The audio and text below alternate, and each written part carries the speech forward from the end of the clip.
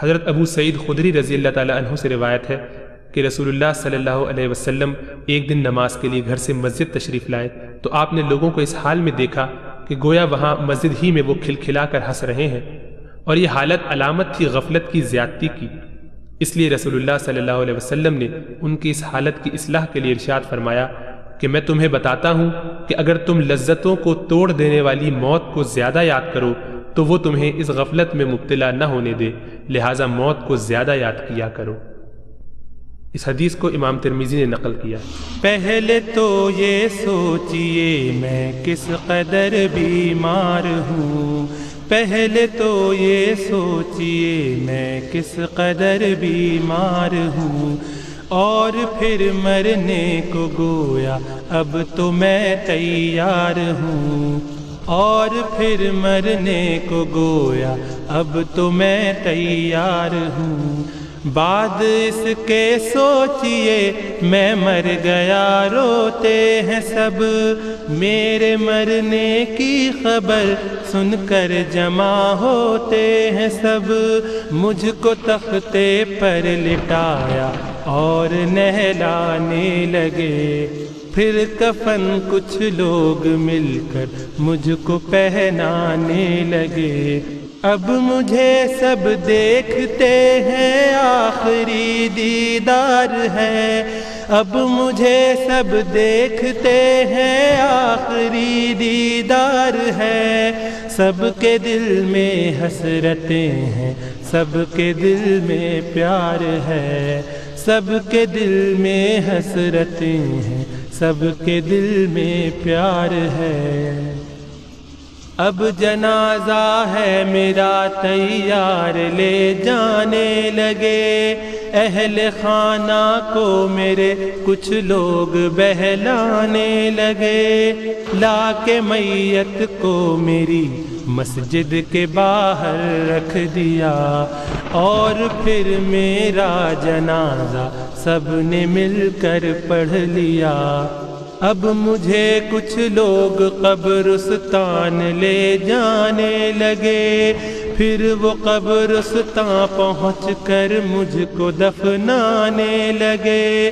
کل تلک اپنے تھے جو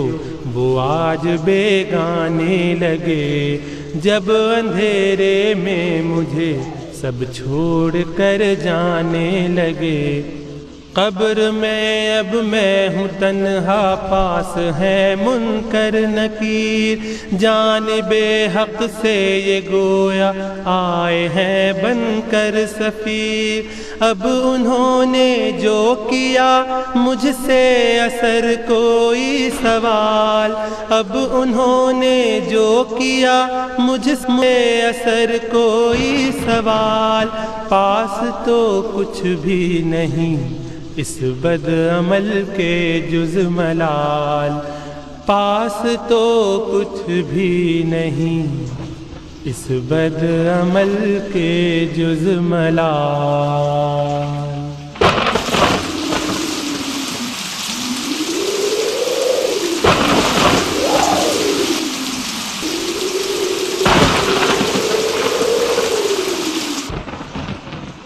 پھر یہ سوچیں حشر کا میدان قائم ہو گیا،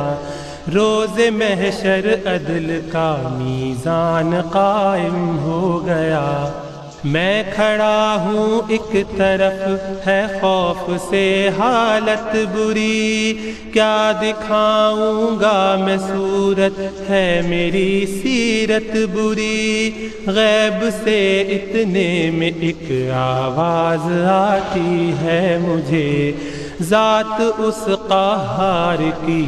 جیسے بلاتی ہے مجھے، آ ادھر آ بد عمل تیرا بھی اب لے لوں حساب، آ ادھر آ بد عمل تیرا بھی اب لے لوں حساب، کھولنا لائق ذرا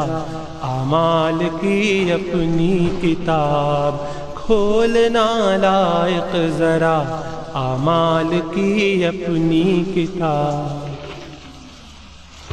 اب سوالوں سے میں اس کے ہو گیا ہوں لاجواب، خلد میں جانا کجا یا ہو گیا حکم عذاب۔ اب فرشتوں کے لیے ہوتا ہے یہ ارشاد حق،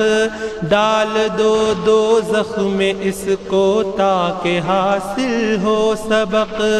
زندگی بھر یہ برے اعمال کرتا ہی رہا،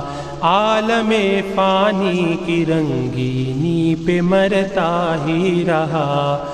اور ستم اس پر کہ خود کو بعمل کہتا تھا یہ، اور ستم اس پر کہ خود کو بعمل کہتا تھا یہ، اپنی ہی تعریف میں شعر و غزل کہتا تھا یہ، اپنی ہی تعریف میں شعر و غزل کہتا تھا یہ۔ کیا نہ تھا معلوم اس کو ایک دن پیشی بھی ہے، آخرت ہے اس کا گھر دنیا میں یہ پردیسی ہے، اس نے اپنی عاقبت تو خود ہی کر لی ہے تباہ، سن کے یہ باتیں جھکی ہے شرم سے میری نگاہ۔ لوگ سارے دیکھتے ہیں مجھ ذلیل و خوار کو، خاسر و بدبخت کو، بدکار کو، لاچار کو، اب سوائے حسرت و افسوس کے کیا کیجئے، اب سوائے حسرت و افسوس کے کیا کیجئے، اے اثر اس بات کو ہر روز سوچا کیجئے، اے اثر اس بات کو ہر روز سوچا کیجئے۔ بسم اللہ۔